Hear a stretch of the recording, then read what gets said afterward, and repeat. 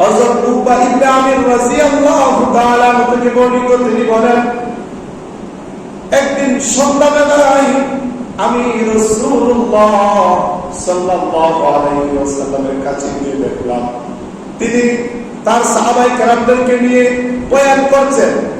আমি শুনতে পেলাম তিনি তার সাহাবীদেরকে বলছেন, কোন মুসলমান যদি উত্তম রূপে ওযু করে, কোন মুসলমান যদি উত্তম রূপে মানে ভালোভাবে ওযু করে, তারপর ধ্যান ও একাগ্রতার সাথে 2 রাকাত নামাজ আদায় করে, কয় রাকাত?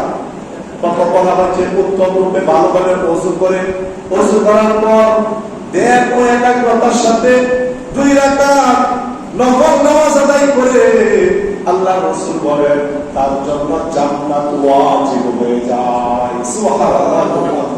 এই আমলটা আমরা সকলেই পাবো, ঠিক কি না? প্রথমে ভালোভাবে ওযু করতে হবে, ওযু করার পর 2 রাকাত নামাজ আদায় করো, ওযু করার পর 2 রাকাত নামাজ আদায় করো। আমি যখনই ওযু করেছি, ওযু করার পর 2 রাকাত নামাজ আদায় করতে হবে, তাহিয়াতুল ওযু, তাহিয়াতুল ওযু। এই নামাজ যদি আমরা আদায় করি, আল্লাহ রাসূল বলেন কেউ যদি এই তাহিয়াতুল ওযু, এই 2 রাকাত নামাজ আদায় করে, তাহলে তার জন্য জান্নাত ওয়াজিব হয়ে যায়। সুবহানাল্লাহ বলবেন।